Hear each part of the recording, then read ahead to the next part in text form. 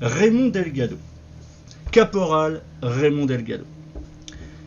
Ce matin, dans ton camp de base, proche de Bassora, tu te réveilles car aujourd'hui, en fait, tu as une mission importante avec ton groupe. Tu es attendu d'ici une petite demi-heure dans la tente de commandement par le lieutenant Maurice, qui est chargé de te donner tes ordres pour la journée, tes objectifs, ainsi qu'à ta troupe. Donc tu te lèves, tu t'habilles, tu déjeunes, tu t'équipes. Mes ablutions, tout ça. Tu t'équipes et tu te rends à la tente de commandement. Là sur place, le lieutenant Maurice vous dit ceci. Alors vous êtes une petite quinzaine dans cette tente de commandement. Vous êtes une troupe d'une quinzaine d'hommes. Et ce que tu sais aussi, c'est que depuis quelque temps, des ordres sont venus d'Europol pour aller un peu plus frontalement face aux troupes russes de Novaya Rodina qui attaquent l'Interzone pour prendre le contrôle de cette région. L'Interzone a fait appel dans un premier temps à Europol pour avoir des conseillers militaires et de fil en aiguille, là, depuis quelque temps, on y va un peu plus franchement. Et donc le lieutenant vous dit aujourd'hui, messieurs, votre objectif aujourd'hui sera la prise d'un centre de communication qui se trouve à une vingtaine de kilomètres d'ici. Donc il vous montre une carte très précise et il vous montre effectivement l'itinéraire que vous allez devoir prendre et votre objectif qui se trouve dans une petite ville, un poste avancé à une vingtaine de kilomètres de l'endroit où vous vous trouvez. Tu sais également que la veille, un autre groupe, un autre contingent d'une quinzaine de soldats y est allé et aucun n'est revenu. C'est pour ça que vous avez tous la mine grave ce matin. Le lieutenant donc vous indique donc votre objectif, qui est de faire sauter ce centre de communication, ne serait-ce que pour pouvoir avoir un peu plus de champ libre, notamment pour des opérations un peu plus lourdes des blindés. Car vous le savez tous, vous l'attendez tous, une arme est bientôt prête, vous ne savez pas quand, vous ne savez pas comment, vous ne savez pas à quoi elle ressemblera, mais la rumeur circule parmi notamment des artilleurs. Messieurs, vous allez donc devoir détruire ce centre de communication. C'est donc le caporal Delgado qui mènera l'opération. Est-ce que vous avez des questions, messieurs ? On a le droit du support aérien, du soutien artillerie, quoi. Vous n'êtes pas censé y aller. Comment ? Officiellement, vous n'êtes pas censé y aller. Ah, super. Vous n'avez aucun support aérien ni rien du tout.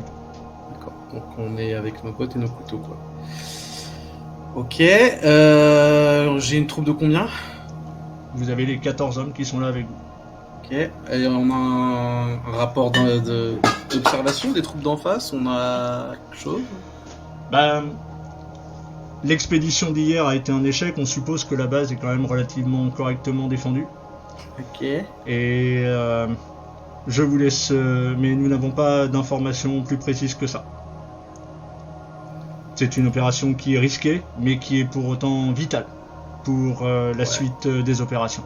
Vous devez détruire ce centre d'opération, ce centre de communication. Et on n'a pas plus d'informations parce que les éclaireurs sont morts ou juste vous en avez... Ah, ok, super. Bon, et et puis on y va, hein. Bien. Donc il vous dit, messieurs, bonne chance. Vous sortez de la tente, tu vois tes 14 autres compagnons. C'est quasiment tous des rookies. Oh putain, ok. C'est des jeunes. Tu es le plus âgé de la bande. tu sais, la guerre, tu la connais bien, ça fait déjà un certain nombre d'années que tu es dans les conflits, et cette guerre meurtrière n'en finit pas. D'accord ? Et donc, il y a un gros roulement parmi les troupes, et tu as, parmi tes 14 hommes, tu as un officier qui, pour autant, sort un peu du lot. Enfin, un officier. C'est l'infirmier Andrew Johnson, qui lui vous accompagne également. Il est parti, là, tu vois, il a préparé son stock de médicaments, il est avec vous, il est armé, vous avez un infirmier et 13 soldats, et vous êtes les deux plus expérimentés, toi et Andrew Johnson. Je te présente Andrew Johnson. Ok. Non. Ben, je leur annonce une nouvelle. Je dis, bon bah les gars, là dans 20 minutes on part en mission d'attaque. Voilà, on va attaquer un centre de communication. On n'a pas d'éclaireur, on n'a rien du tout, donc on y va cul nu, là concrètement. Donc si vous avez des lettres à écrire à la maison, c'est maintenant qu'il faut les faire et qu'il faut les envoyer. Et puis après, tout le monde dans 20 minutes ici, en pleine avec tout l'équipement, et puis on y va. Très bien. Bon, alors quand tu leur dis d'écrire des lettres, tu sais très bien qu'elles sont pas certaines d'arriver. Non, oui. Tout dépendra du sort de la mission. Et surtout, elles vont être lues et probablement censurées, comme le font systématiquement les agences pour tout courrier qui part du front. Ouais. 20 minutes plus tard, donc, ta petite troupe est fin prête. Et ils attendent tes ordres. Il y a un fourgon qui est prêt et qui va vous amener à peu près à une dizaine de kilomètres de l'objectif. Assez loin parce qu'il doit revenir, et puis surtout pas trop près pour pas vous faire repérer.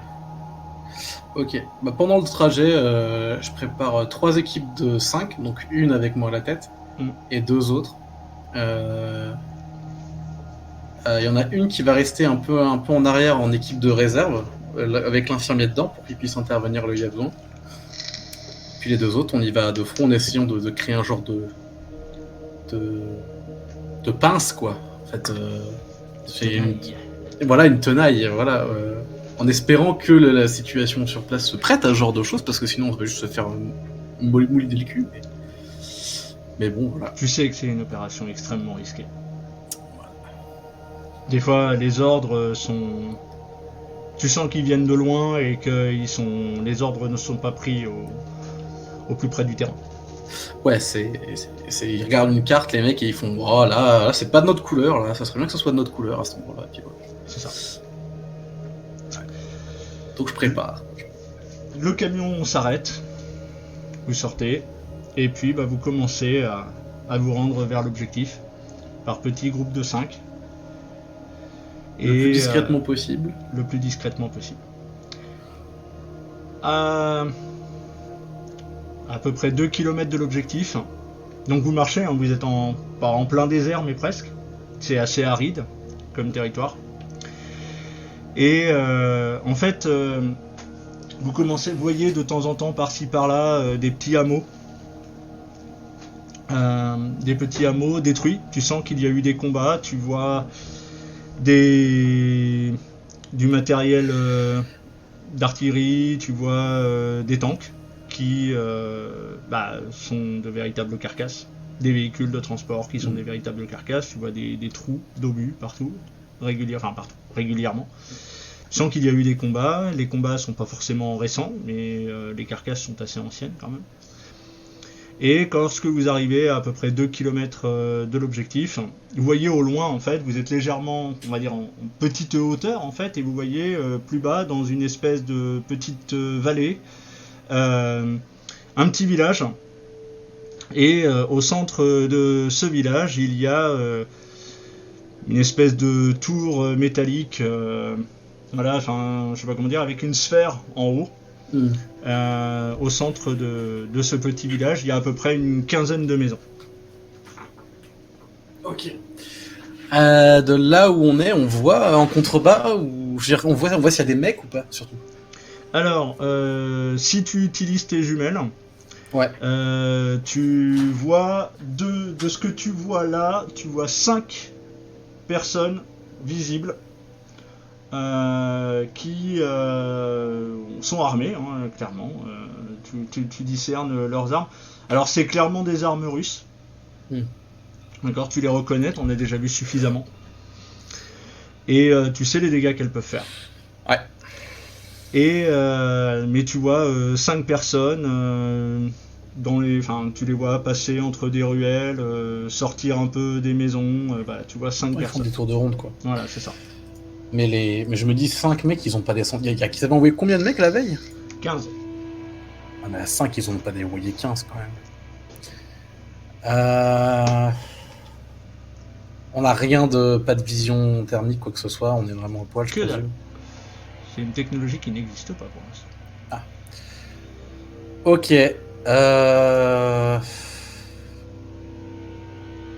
Nos armes, elles sont pas silencieuses du tout, d'accord. Le moment où on ouvre le feu, c'est foutu. C'est ça. Eh ben, j'assigne une cible à 3 mecs. C'est-à-dire chaque paquet de 3 gars a une cible, ce qui fait qu'on est 3 à tirer sur 5 gars, et histoire d'essayer de les coucher en un seul coup. Ok. Alors, que je comprenne bien. Sur les 2 groupes que tu as mis en avant, le 3e étant en retrait. Ah ouais, non, oui, alors 2 sur chaque cible du coup. 2 sur chaque cible. D'accord, ok. Alors, tu donnes le top et tu me feras un dé. Je suppose que tu vises. Ouais. Donc tu tires avec une arme automatique. Je présume que j'ai un fusil fourni par l'armée. Oui, tout à fait. Donc oui, du coup. Ok.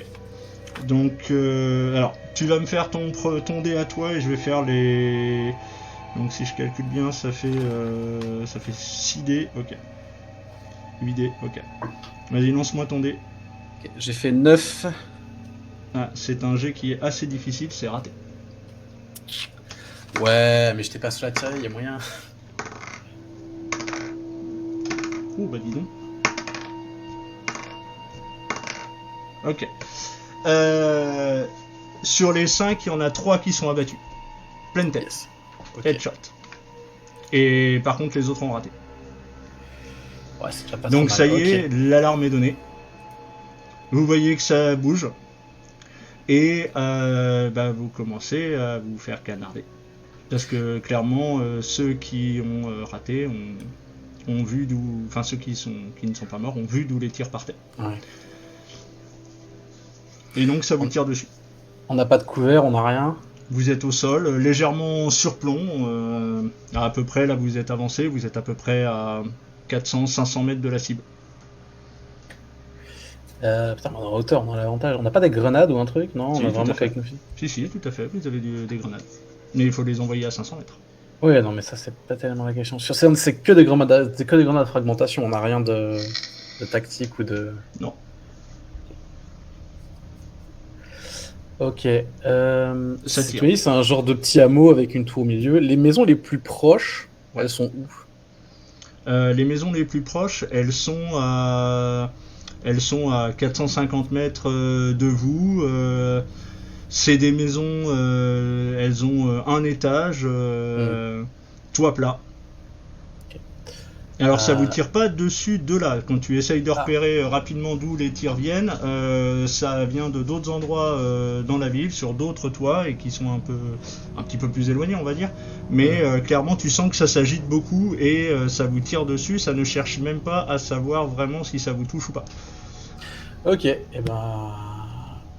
j'ordonne à tous les hommes de commencer à ramper vers l'arrière, donc on va se retirer et on va changer de positionnement, genre vraiment faire le tour hyper lentement et tout s'il faut pour rester discret et les reprendre dans le cul pour refaire la même chose.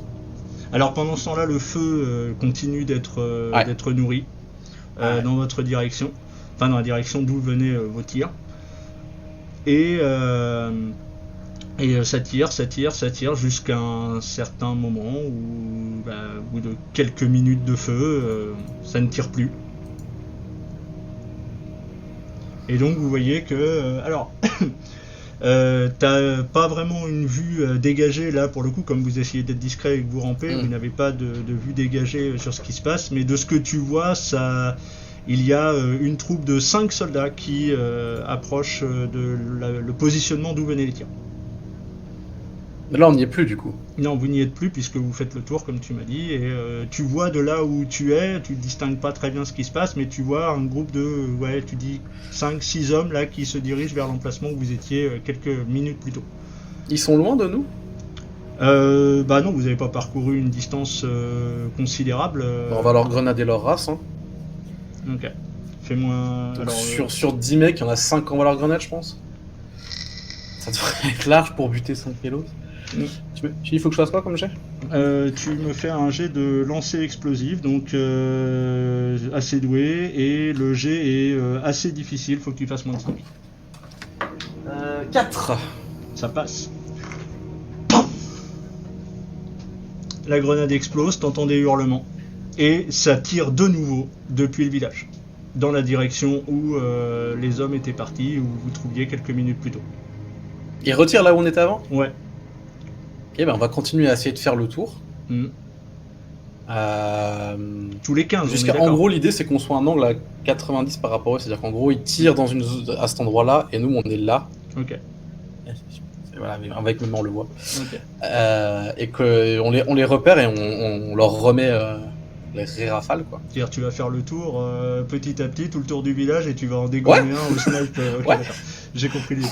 En gros, des techniques de harcèlement quoi. En gros, leur faire la fameuse mort par les 1000 coupures. Ok. Quand tu arrives au bout des 90 degrés que tu cherches à obtenir, tu me fais un jet s'il te plaît. 8. Il y a un bruit bizarre. Genre... Un bruit de truc qui frotte contre le sol quoi. Ouais. Que ça ressemblerait à des chenilles, que ça t'étonnerait. Ils sont proches de nous ces chenilles ? Tu ne les vois pas. Tu entends le bruit et c'est extrêmement bruyant. Putain. Ah puis là il n'y a rien pour se cacher, rien ça. Ah bah non, alors vous n'êtes pas à découvert, mais il n'y a pas d'arbres, il n'y a pas de forêt, il n'y a pas de truc qui pourrait te cacher.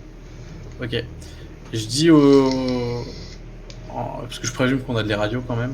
Je dis aux mecs qui sont restés en arrière de commencer à se rapprocher de notre position en essayant d'être discret, mais surtout en essayant de voir s'ils voient pas des traces de fumée ou un truc qui déplacerait de la poussière sur le sol. Ok. Toi, pendant ce temps-là, tu fais quoi ? Tu bouges, tu restes sur ta position ? Là, on est arrivé au 90, on va commencer à allumer les mecs dans le village, hein, tant pis. Ok. Donc, bah, vas-y. Feu. 7. C'est pas terrible, c'est raté. Il y a un seul tir qui passe. Tu vois un homme tomber à terre. Et t'entends toujours ce bruit de chenilles. Et à la radio, on te dit vous entendez mon caporal ? Ah ouais. Vous avez vu sur ce que c'est là ? Du tout. On voit pas du tout, on sait pas où est-ce que ça se trouve. On ne voit pas d'où on est. Putain, mais avec le ça y a rien, y a pas un nuage de fumée à l'horizon, y a que dalle. Si, il y a de la fumée, mais en fait, il y a de la poussière, il y a un petit nuage de poussière, mais on voit pas ce que c'est. On voit pas ouais, mais c'est où par rapport à nous ? Ça se trouve derrière, c'est à peu près, c'est nord-nord-est par rapport à vous. Ouais bah nickel, on va continuer à tirer sur la ville encore un peu, et puis quand on verra ce que c'est, on se casse. Ok. Donc bah vas-y, refais un tir. Alors ça vous tire dessus. 9. Ça reste à chier. C'est raté. Et ça vous tire dessus. Ouais. Ça tire sur votre position. Oula. T'as deux de tes hommes qui sont blessés. Ok. Ils sont blessés fort ou genre... Oui, avec les jets que j'ai fait, oui, ils sont blessés fort. Bon, et ben, il y a 2 autres mecs qui essaient de les ramener jusqu'à l'arrière pendant qu'il y a 4 mecs de l'arrière qui montent à leur place. Ok. Alors le truc c'est que ça va prendre du temps parce que ta troupe arrière elle est restée là où tu l'avais laissée. Ça canarde. Oh là là. Il y a 2 des hommes que tu as, des rookies là, qui sont de ton groupe arrière là, qui se sont levés un petit peu trop et ils ont été abattus. Ah, faut qu'on réplique, hein, parce que là... Vas-y, un tiré, canardé. 5. Ça passe. Donc t'en touches un. À la radio, on te dit, caporal. On a un visuel. Tirez-vous tout de suite. C'est un énorme char. Tirez-vous tout de suite, ça va tirer. Putain. Et là, Ok.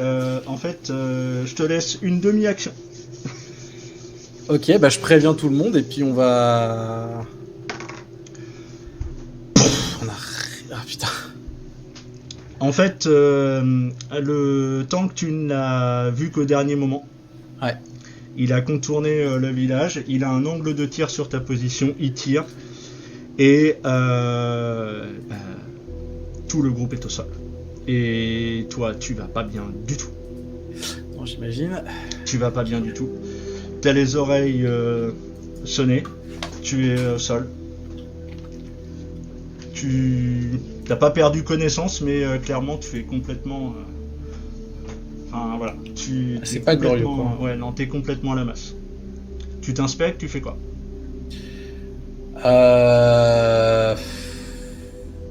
Ça tire partout, dans tous les sens, ça tire dans votre direction, ça tire dans la direction où vous étiez tout à l'heure, et tu vois rien, t'entends juste. Comment dire, tu es sonné, tu es sous le choc, devant le choc de l'explosion. Quand tu regardes autour de toi, tu vois la troupe avec laquelle tu étais, et il y a une jambe toute seule. Il y a voilà, le tank a tiré très très juste. Ok. Les Russes ils font pas de prisonniers de toute façon. Alors, je sais pas, t'es au sol. Tu essayes de te relever, tu fais quoi? Ah non, bah déjà je vais essayer ouais, je vais essayer de me faire passer pour mort et puis après je me dis si ça se trouve ils vont pas venir vérifier ou alors je vais attendre que le tank se casse pour essayer de ramper jusqu'à la maison quoi. Parce que là de toute façon si je bouge il va me voir, il va me remettre un obus, ça va être terminé. Le tank ne bouge plus. T'entends plus le bruit de la chenille. Par contre, effectivement, au bout de quelques instants, ça parle en russe et ça s'approche. Et quand tu essayes légèrement d'entrouvrir les yeux pour voir un peu ce qui se passe, tu vois un soldat russe. Ouais. Et en fait, t'en vois 3. Plus précisément, tu sais pas s'il y en a plus. T'en vois 3. Et l'officier, il y a un de tes camarades de combat à côté de toi qui souffre énormément. Il gémit. Tu sais pas si c'est à lui qu'appartient la jambe que tu as pas très loin de toi. Et là, t'entends PAN. Tu ne le vois plus. T'entends un deuxième PAN. Et t'entends plus de gémissements autour de toi. Et là, t'entends des pas. J'ai toujours ma grenade ou pas? Enfin j'ai toujours une grenade ou pas? Est-ce que tu peux l'atteindre? Est-ce que je peux atteindre la grenade? C'est ça la question. Fais-moi un jet. Ah bah 3. Alors, tu arrives à attraper ta grenade. Ouais. Et au moment où tu veux essayer de la dégoupiller, tu as un pied qui se pose sur ton bras. Oh putain. Tu regardes, tu as un soldat russe qui te pointe son pistolet droit sur ta tête. Et là, PAN! PAN! PAN! Tu as le soldat russe que tu viens, qui était sur le point de t'abattre, Ouais. tombe sur toi, Oh putain. raide mort. Une balle en pleine tête. Et là, tu as Andrew Johnson qui se rue vers toi, qui t'attrape par le col et qui part en courant vers l'arrière. Il t'attrape par le col et il te traîne. Et quand il te traîne, tu vois déjà, tu as mal partout. Tu es en train littéralement de te vider de ton sang. Tu as des traces de sang partout derrière toi, ils peuvent te suivre quasiment à la trace. Et il te dit, vous inquiétez pas mon caporal, ça va aller, allez, suivez-moi caporal. Putain de saloperie d'autres généraux de merde. Et il t'entraîne clairement, il t'emmène derrière, etc. Et Et les 2 rookies qui restaient dans son groupe tirent pour vous couvrir. Ça canarde dans tous les sens. Andrew t'emmène avec lui, il cherche même pas à savoir ce qui se passe derrière, il t'emmène, il te tire.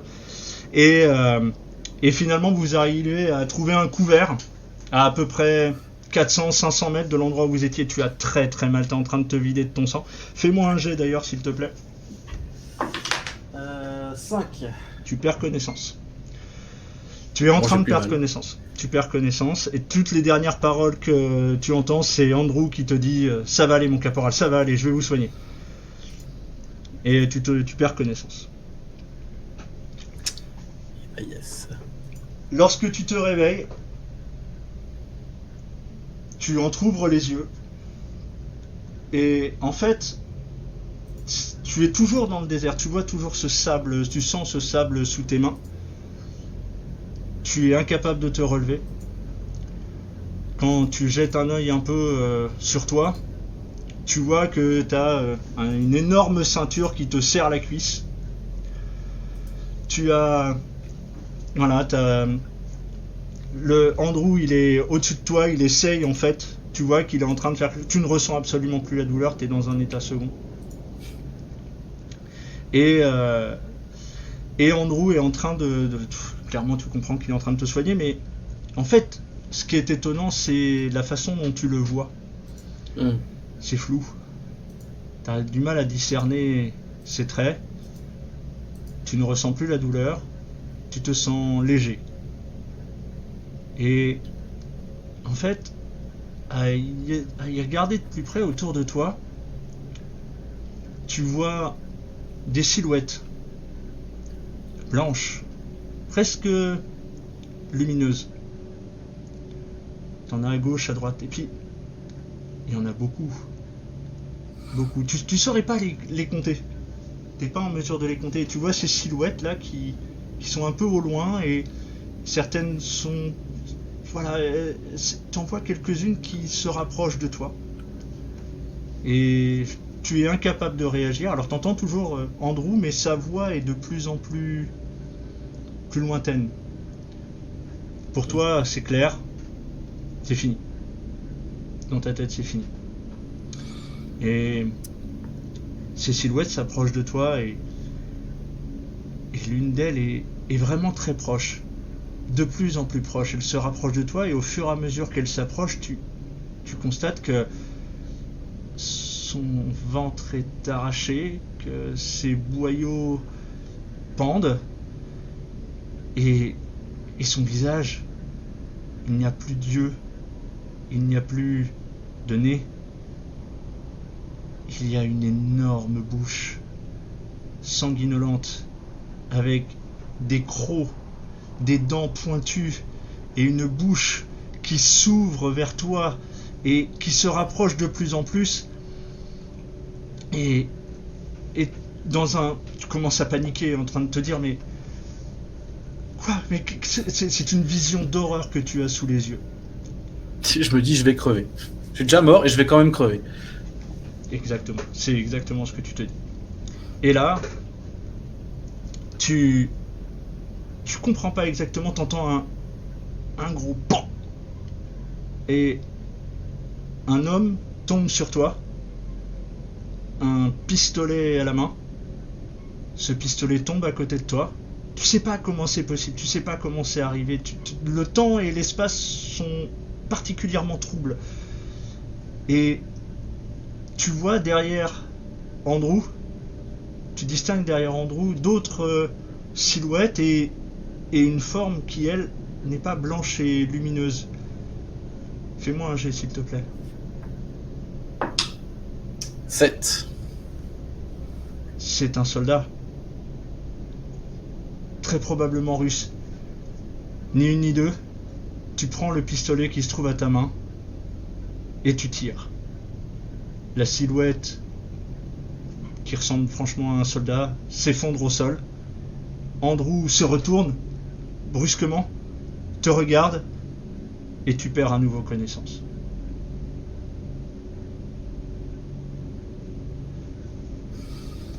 Lorsque Tu rouvres encore une fois les yeux.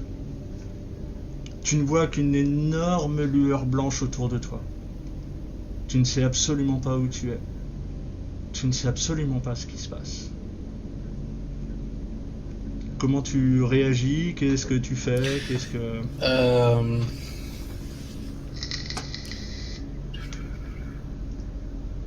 J'essaie de tourner le regard, enfin de scanner un peu l'environnement, voir si je ne vois vraiment que de la lumière ou s'il y a quand même un truc autour. Parce que je me dis... D'abord je me dis putain le soleil il brille fort, et après je me dis bon ça peut pas être le soleil. C'est pas la lumière du soleil. Ouais, et je me dis c'est peut-être un genre de projecteur ou une merde comme ça. Ça ressemble à une lumière artificielle. Et en fait, J'essaie quand de tu regarder. essayes de tourner la tête à droite, à gauche, tu vois des lits. Ah je suis à l'hôpital. Tu vois des lits. Et tu te rendors. Tu retombes à nouveau, tu perds à nouveau connaissance. Ok. Tu te relèves un peu plus tard. Enfin, tu te réveilles un peu plus tard. Et là, cette fois-ci, tu vois des infirmières autour de toi qui s'activent sur les lits autour de toi. Il y a d'autres soldats qui semblent être des soldats, des blessés. Certains des lits sont couverts de sang. Et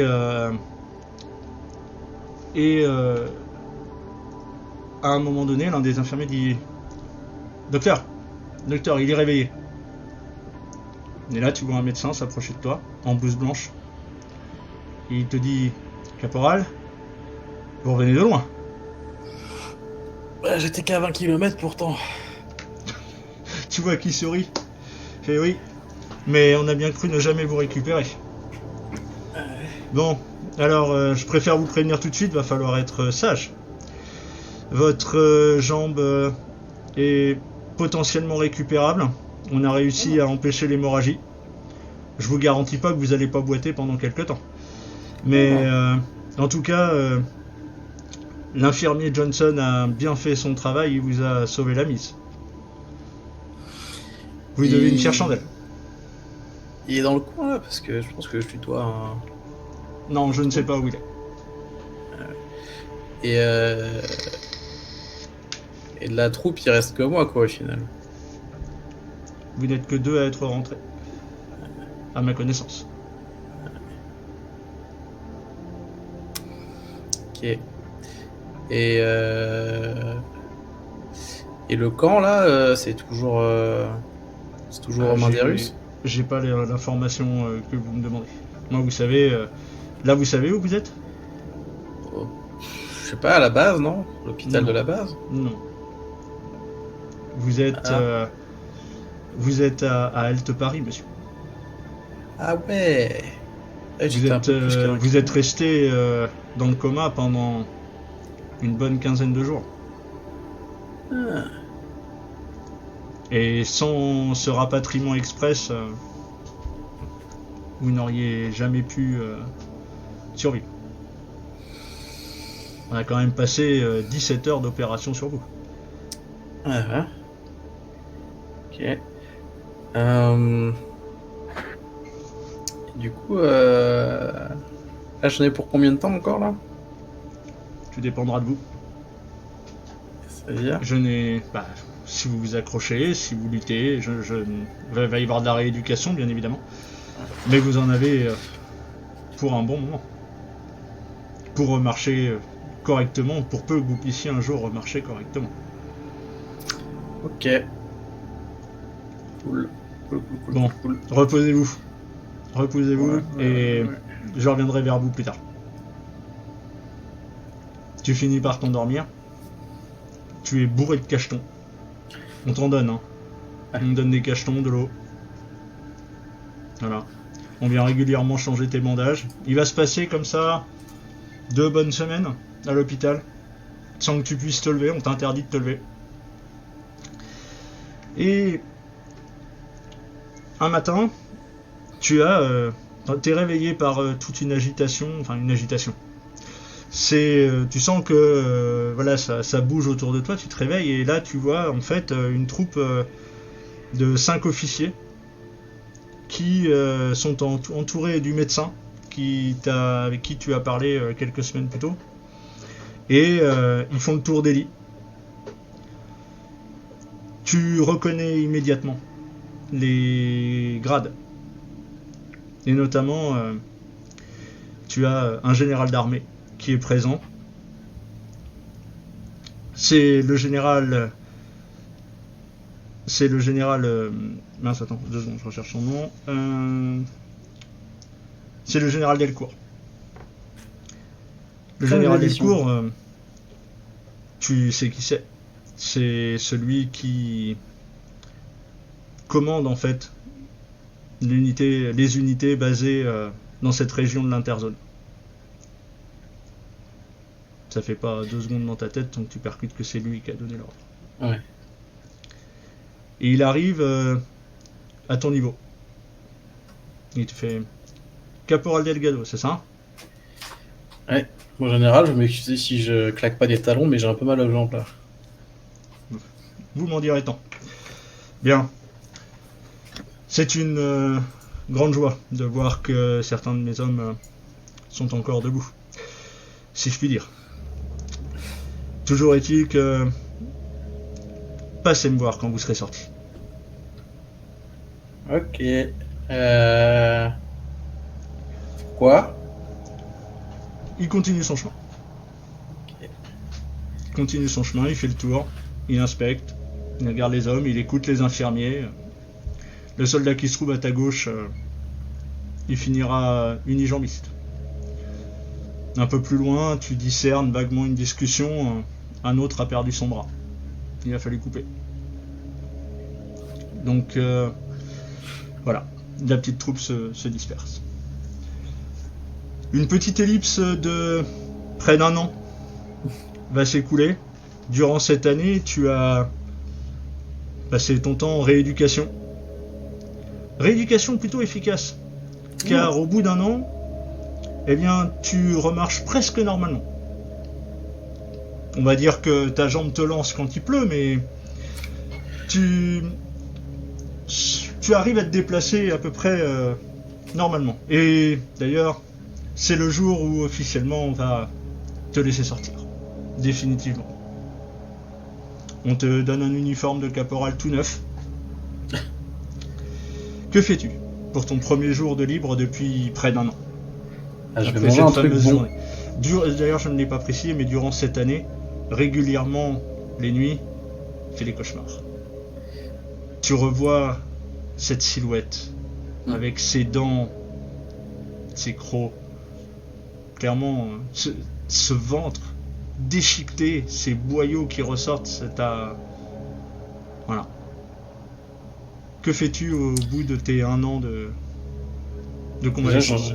Je vais commencer par aller manger un truc bon parce que j'en ai plein le cul de la bouffe d'hôpital. Alors, c'est la bouffe du commun, hein. T'es pas non plus... t'as pas de grand restaurant. Non, mais autre chose que la bouffe d'hôpital en tout cas. Très bien. Oh, tu trouves, hein. Il y a un petit resto d'ouvriers pas très loin de l'hôpital. Ouais. Et tu peux tout à fait aller manger là-bas. C'est ce que je fais, et puis après je vais voir le général, je me dis, pourquoi ça se trouve, il va me faire une promotion, on sait jamais quoi. Alors, tu te rends à l'agence de la paix, dont tu dépends. Les locaux de l'agence de la paix en plein centre d'Alte Paris. Et à l'accueil, tu as une jeune femme. Oui, monsieur, vous désirez? Je viens voir le général Delcourt. Et vous êtes? Le caporal Delgado. J'ai rendez-vous, mais ça fait 1 an. Enfin, vous avez rendez-vous ou vous n'avez pas rendez-vous? Alors, il m'a dit passez me voir qu'on sortir de l'hôpital. Donc j'ai un peu rendez-vous quoi. Écoutez, je vais voir ce que je peux faire. Ouais. Tu la vois, elle part. Elle revient au bout d'une bonne demi-heure. Elle tape sur son photo fluide qui est devant elle. Et tu entends des... À chaque fois qu'il y a quelque chose qui apparaît sur l'écran, c'est le photo fluide. Le photo fluide, à chaque fois... J'aime même le bruit. Non. Et c'est... Si t'as vu Existence, Voilà, ça ressemble un peu à ça en termes de bruit, de texture, voilà, c'est assez dégueu. Et elle te dit très bien monsieur, vous pouvez monter, le général va vous recevoir d'ici quelques minutes. Donc elle t'indique, faut que tu montes tes escaliers. Et il faut que tu montes 4 étages à pied. Oh putain. Et il n'y a aucun ascenseur, je parie. Ah bah non. Oh, j'y Ou vais, alors mais... s'il y en a, tu le sais pas, mais s'il y en a, il est pas pour toi. Ouais. J'y vais, mais j'y vais pas vite. Hein. Ça m'étonne pas. Et donc, tu finis par arriver au 4e étage. Là, de nouveau, tu as tu as un guichet d'accueil en fait. Et on te dit oui monsieur, vous désirez? Je vais voir le général Delcourt. Et vous êtes? Le caporal Delgado. Vous passez pas les infos entre en bas ici? Attendez, je vais voir monsieur. Il part.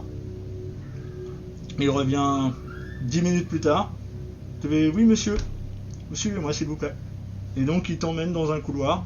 Il y a des bureaux à droite, à gauche, des portes, voilà. Et il t'emmène dans une salle, il ouvre une salle, il te l'ouvre et te dit veuillez patienter s'il vous plaît, et il repart. Bah, non, c'est une petite antichambre en fait, hein. Clairement c'est pas une salle d'attente mais presque.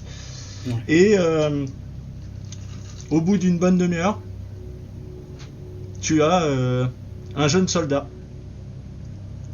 qui arrive, qui te salue, caporal Delcourt. Veuillez me suivre s'il vous plaît, le général va vous recevoir. Tu le suis et il te fait entrer dans un premier bureau, puis dans un second bureau, où là il te propose de t'asseoir devant un grand bureau, un bureau magnifique. Il est splendide, richement décoré. Il y a sur l'un des murs, tu vois, il y a une énorme carte d'Europol et sur l'autre mur en face, tu as une énorme carte de la zone des combats de l'Interzone. Et tu vois Bassora. Et voilà, tu vois la ligne de front qui est dessinée, tu sais pas si c'est à jour. Sur le bureau, il y a de nouveau un photofluide. Et au bout d'une petite dizaine de minutes, tu vois le général qui passe par une porte de la pièce et qui vient s'asseoir à son bureau et qui te dit donc qui rentre dans la pièce avant d'aller s'asseoir à son bureau. Avant de s'asseoir, il te regarde. Ah oui, voilà, j'ai plus l'habitude. Caporal, restez assis s'il vous plaît. Et du coup il s'assoit, il fait bien. Caporal, comment allez-vous? Ouais, c'est plutôt pas mal considéré que j'ai pris un ogive dans la gueule, quoi. Enfin, dans le... C'est vrai là. Que je ne m'attendais pas à vous voir debout si tôt, si vite, et comme quoi vous êtes un teigneux, monsieur. Et ça, j'aime ça. Vous êtes un gars qu'on veut. Et ça, j'aime ça. Et j'ai quelque chose à vous proposer. Comme vous êtes inapte au combat, j'ai besoin toutefois d'un aide de camp. Je vous propose d'être mon aide de camp, caporal. Je prends soin de mes hommes et on ne laissera pas dire que je ne me préoccupe pas de l'avenir des hommes que j'ai commandés. Ça consiste en quoi, du coup? Vous voudrez me suivre, tenir mes papiers, mes réunions, faire passer mes messages. Ok.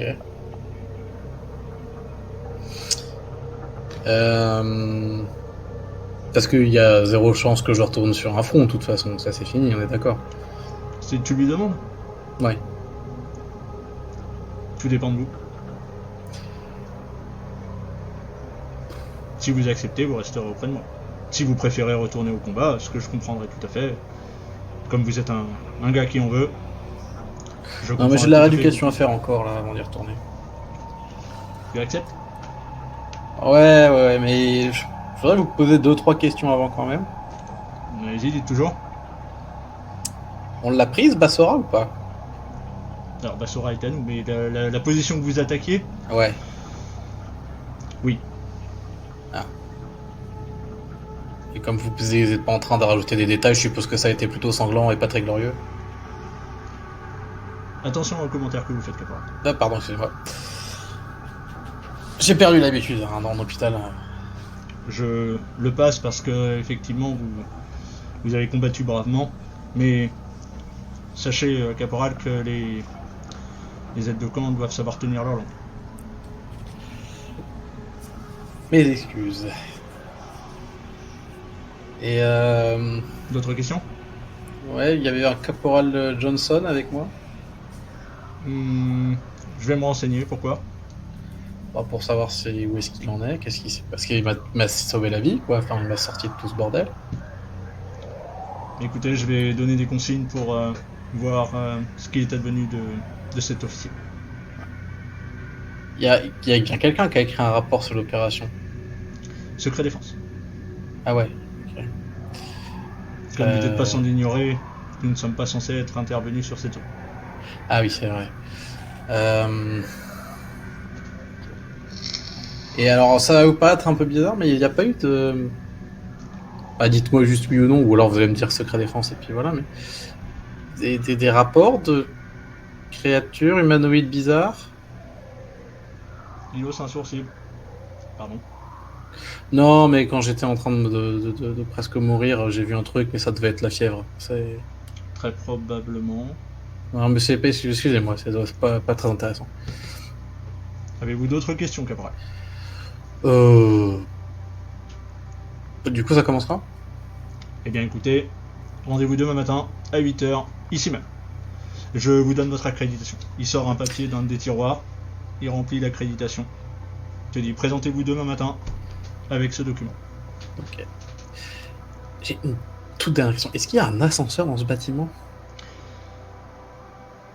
On verra si je peux vous obtenir une accréditation pour pouvoir l'utiliser. Ah, ça serait formidable parce que... Bon, et merci.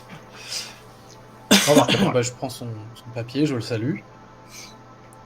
Il hoche la tête. Ouais. Et vous pouvez disposer.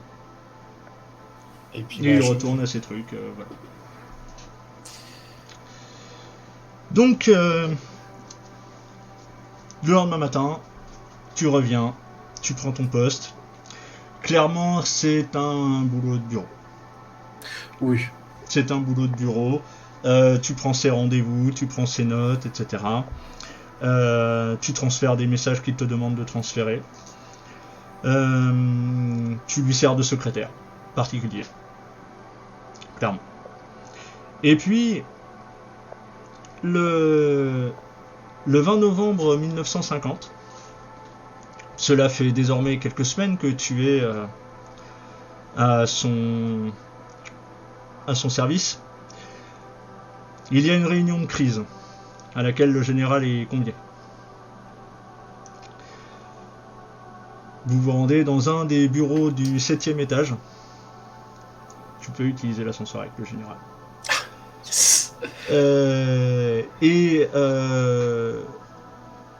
Vous arrivez dans cette pièce et il y a une énorme tablée, très grande table, sur laquelle d'autres officiers sont installés.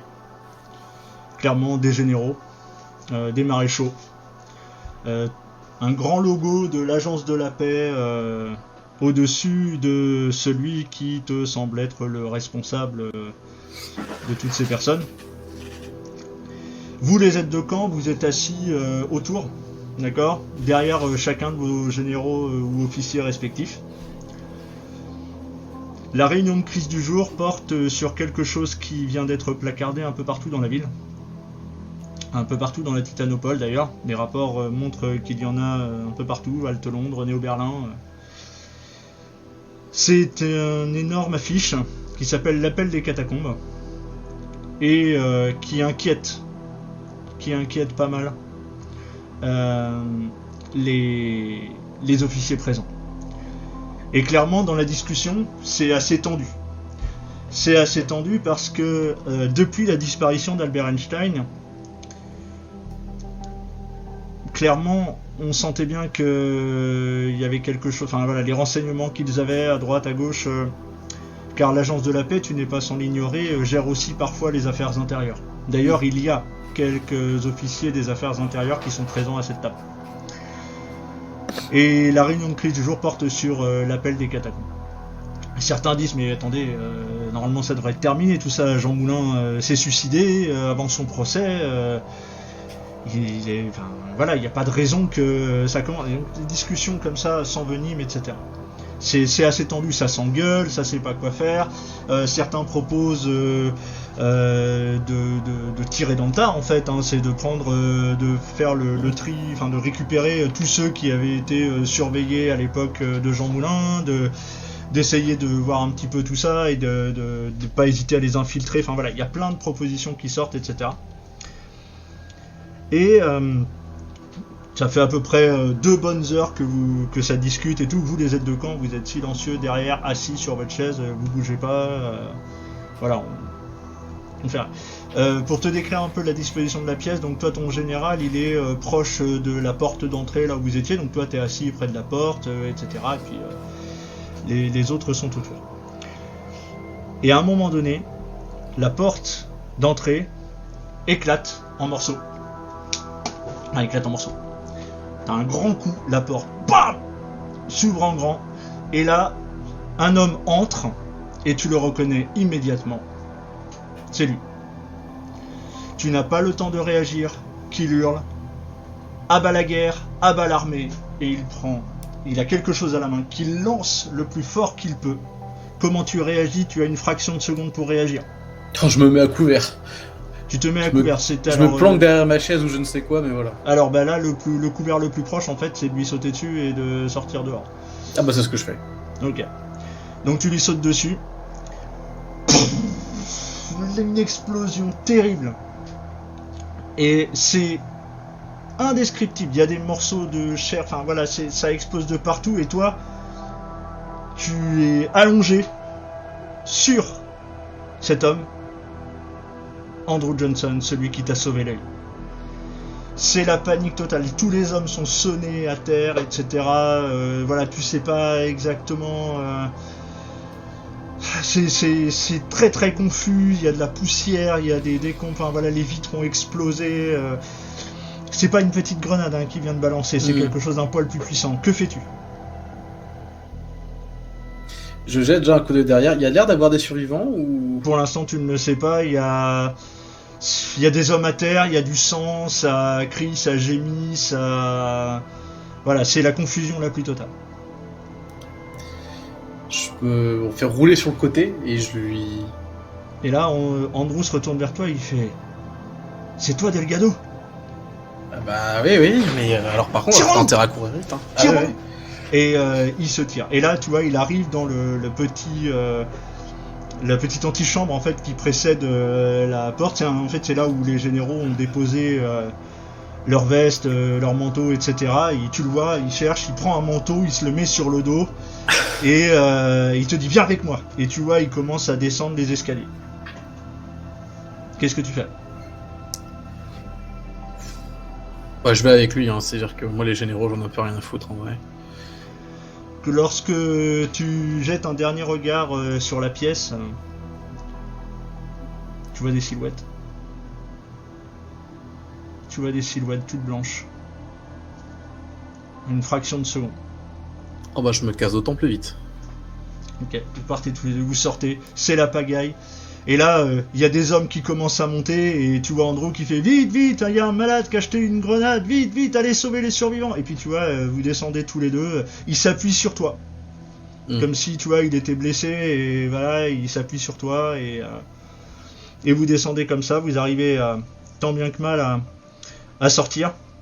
Vous voyez, c'est la panique, hein. Il y a des secours qui arrivent, il y a des ambulances qui arrivent autour, etc. Des hommes qui montent avec des brancards, etc. Vous descendez, il y a un infirmier qui se jette vers vous, il fait « Ça va, vous allez bien ?» C'est plutôt là-haut qu'il faut aller voir, nous ça va, hein, vraiment. Okay. Très bien, donc tu le vois, il part, il court, il a sa trousse avec lui, il monte, voilà, c'est la panique la plus totale, ça circule dans tous les sens, enfin ça court partout, voilà, il n'y a pas grand monde qui fait attention à vous, et vous êtes dehors. Et Andrew te dit « Viens avec moi ». Bah on y va, hein, c'est-à-dire que je lui... Donc vous déambulez dans les rues, tu vois très rapidement, il te balance la veste, le manteau qu'il avait, et puis il te dit « Viens, on va prendre des petites ruelles parce que t'es trop repérable ».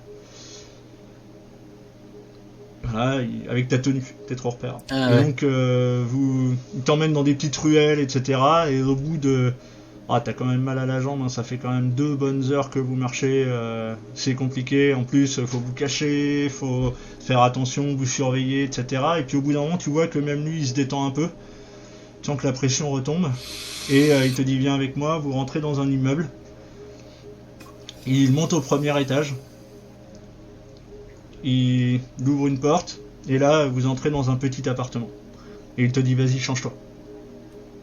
Mais il y a des fringues ou... Ouais, il a des fringues, il a un placard en fait. C'est assez particulier comme pièce parce que en fait ça a l'air d'être un petit appartement. En fait, t'as une pièce, une salle de bain, Mm. un placard avec des vêtements dedans. Mais ça a pas l'air habité en fait. Mm. Ça a pas l'air habité, c'est-à-dire tu sens pas qu'il y ait de vie particulière dans la pièce. Voilà, C'est tu une sens pas planque, que ça- quoi. Bah, c'est ce que tu te dis, oui, ça y ressemble. Bah, je me change. Ok, De très toute façon, bien. il m'a sauvé la vie, machin et tout. Moi, je le Voilà. suis, hein. C'est-à-dire le général Delcourt, j'en ai rien à foutre. Hein. Ok. Et, et donc là, voilà, vous êtes changé et il te dit bon, bien maintenant il faut qu'on reparte. On aura le temps de discuter un peu plus tard. Ouais, est-ce que ça commence à être pas mal long, là, de se faire balloter? Et il faut se sauver. Donc vous repartez. Cette fois-ci, il te fait un trajet un peu plus court car au bout de 15 minutes de marche, en fait, il y a une voiture qui vous dans un angle et il te dit monte. Il monte dans la voiture et vous partez ensemble. Il y a un troisième homme dans la voiture, celui qui conduit, qui ne vous adresse pas un mot. Voilà. Ok. Et tu saurais pas dire, parce que toi étant originaire de Néo-Berlin, Halte Paris, tu connais pas plus que ça, donc c'est difficile pour toi de te repérer un peu dans la ville, mais au bout d'un moment, vous finissez par arriver un peu en périphérie en fait d'Halte Paris, dans des quartiers un peu plus ouvriers. C'est des petites maisons collées les unes aux autres, avec un rez-de-chaussée, un étage, voilà, et donc toutes les maisons sont collées les unes aux autres en fait, clairement. Et donc la voiture s'arrête devant une de ces maisons et il descend et il te dit viens avec moi. J'y vais, hein. Vous rentrez dans l'immeuble, enfin dans la petite maison, et en fait il y a une porte qui donne derrière sur une espèce de presque de petite courette. Et il y a un moment il se met dans un petit appentis là dans cette courette. D'accord, une espèce de petit appentis, cabanon, voilà. Il se met là, il fait bon, vas-y, on va se poser et d'ici 3-4 heures on va rebouger. Ok, donc on a le temps de m'expliquer qu'est-ce que c'est que ce bordel, qu'est-ce qui s'est passé depuis le sauvetage. J'ai déserté, Ah bah oui, je me suis douté, ça, oui. j'en pouvais plus. J'en pouvais plus de... Je suis infirmier et d'ailleurs je m'attendais pas à survivre. Là, tout de suite. Ah ouais. C'est toi qui m'as sauvé. J'avais pas... Je pensais que j'y resterais. Et après t'avoir sauvé côté de Bassora, bah, on m'a traité comme de la merde, mais j'en pouvais plus. J'en pouvais plus de voir mes camarades de combat se faire zigouiller pour des plans à la con, par des chefs qui ont jamais foutu les pieds sur un terrain. T'as vu comme moi, voilà, il y avait un tank, il n'y a pas quelqu'un de foutu de nous dire, nous préparer, de faire, enfin voilà, c'était une boucherie, c'était nous envoyer au casse-pied. Ouais, ou juste d'envoyer les éclaireurs 20 minutes à l'avance pour que les mecs reviennent en disant il y a un tank, quoi, mais bon. Ouais, mais ça, tu vois bien, ils s'en foutent parce que c'était pas la première escouade à laquelle j'appartenais. Hein. Ouais. Et des missions comme ça, j'en ai vu des dizaines. J'en ai vu des dizaines et j'en avais marre de réparer les pots cassés. J'en pouvais plus de cette guerre qui n'en finit pas et pour des intérêts qui sont pas les nôtres. Et j'en avais marre de voir mes camarades de combat mourir pour rien. Mourir pour rien. Quand j'étais dans le coltard, là, qu'on était encore pas revenu à un hôpital militaire ou quoi que ce soit, j'ai tiré sur un truc derrière toi. Ouais. C'était un mec ? Ouais, c'était tiré sur un soldat, ouais. Un mec à nous ou c'était un... Non, c'était un russe. Et d'ailleurs, il te sort une arme. Et il te dit c'est avec celle-ci que tu l'as tué. Et il te la donne. J'ai un souvenir. Je la cache, tu vois, je la mets dans le pantalon en mode gangster. Il te dit celle-là, je te la dois. Alors, j'avais posé une question bizarre. Ok. Dis toujours. Au pire, on dirait que c'est la commotion de l'époque. Il y avait rien d'autre à part le mec. Qu'est-ce que tu veux dire? Il y avait pas des trucs chelous qui ressemblent à des vampires.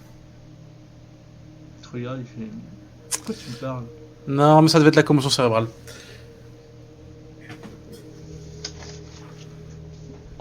Et non, il voit pas de quoi tu parles. Ouais. Bon, j'essaie écoute, de, tu vois, de doyer le truc en mode non, mais j'étais pas bien et tout. Non. Je demande au peu, mais pas. J'ai un truc à te dire. La réunion d'aujourd'hui, elle portait sur un placard là qui a été mis un peu partout dans la ville. Ouais. Tu sais ce que ça veut dire? Non. En fait, après le suicide de Jean Moulin, il y a des personnes qui ont commencé à se douter que, enfin voilà, ça pouvait plus durer et donc là il y a des mouvements de résistance en fait qui ont commencé à se créer. Et je fais partie de l'un d'eux. Ok. Et je t'avoue que on aurait besoin de gars comme toi.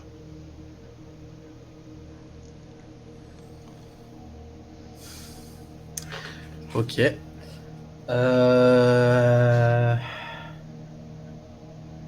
Pourquoi? Enfin. On s'y trompe pas, hein. Moi la guerre, tout ça, ça me plaît pas non plus, mais. T'en as pas marre de tous ces chefs là qui dirigent alors que au final c'est toujours le peuple qui trinque et des petits soldats et regarde ceux qui étaient avec nous quoi, c'était des petits jeunes, ils avaient 20-25 ans quoi, ils avaient la vie devant eux et les agences en fait nous manipulent ce système, voilà, il est mortifère, il faut le détruire quoi. Une autre vie est possible. Une autre vie est possible et on pourrait s'organiser tous ensemble pour pouvoir renverser tout ça. Je fais partie d'un groupe qui est la fraction de la fabrique. Je sais pas si tu connais. La fabrique, c'est une ancienne division du syndicat, un truc comme ça. Bon, ça c'est des histoires, j'ai pas très bien compris, mais toujours est-il que nous avons choisi la lutte armée. Cette fois-ci, je préfère mourir pour quelque chose que j'aurais décidé et pour ce que j'espère être un monde meilleur. Je m'en fous des étrangers. Persuadé qu'ils existent même pas d'ailleurs. Par contre, tout ça, c'est une bonne opportunité pour que, regarde, les ouvriers, ils sont tous sous la coupe des mafias ou des agences et on n'en peut plus de tout ça. Il faut que ça s'arrête. Et je préfère mourir en combattant pour des idées que j'ai choisies plutôt que pour des agences qui n'ont que faire de la vie humaine. Ok. Viens avec moi. Et ben comme ça on pourra travailler sur tes plans, parce que le coup du suicide c'est quand même pas top hein. On rebossera ça hein. Tu vois qu'il le prend avec sourire et te dit bien. Allez. Et je vais t'emmener voir le lieutenant.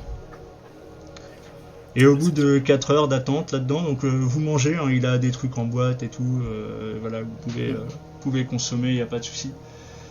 Et au bout de 4 heures, donc il te ramène, voilà, vous remarchez à peu près une demi-heure, jusqu'à prendre une autre voiture, cette fois-ci qui n'a pas de chauffeur, c'est lui qui conduit. Et il t'emmène loin, dans un autre secteur qui ressemble quasiment trait pour trait à celui que vous venez de quitter. Il t'emmène dans un immeuble, même chose, sauf que là en fait c'est pas une petite, il y a une petite arrière-cour, mais surtout il dit bon je suis désolé, tu vas avoir encore un peu de descente à faire. Il enlève une plaque d'égout. Oh putain. Il descend. Il fait vas-y, je te rattrape au besoin. Donc il descend, il y a pas de. Il y a quoi? Il y a 15 marches, hein. Voilà, c'est pas 15 barreaux, c'est pas insurmontable pour toi. Non, non, je l'ai fait prudemment, je l'ai fait. Ok. Et donc voilà, vous descendez dans ce qui s'apparente à des égouts, hein, clairement. Et au bout d'un petit quart d'heure de marche, vous finissez par arriver devant une porte et il frappe.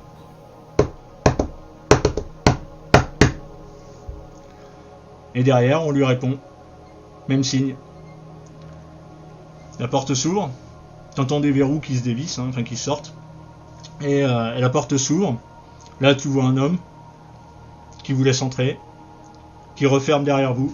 Clac, clac, qui referme les verrous. Et tu le vois, il traverse la pièce. Donc cette pièce, en fait, il y a un photo fluide dans un coin. Il y a une table, quelques chaises, un lit dans le fond. Et une autre porte derrière, par laquelle sort celui qui vous a ouvert. Andrew te dit, bien, assieds-toi, il va pas tarder. Et effectivement, quelques minutes plus tard, tu vois entrer cet homme.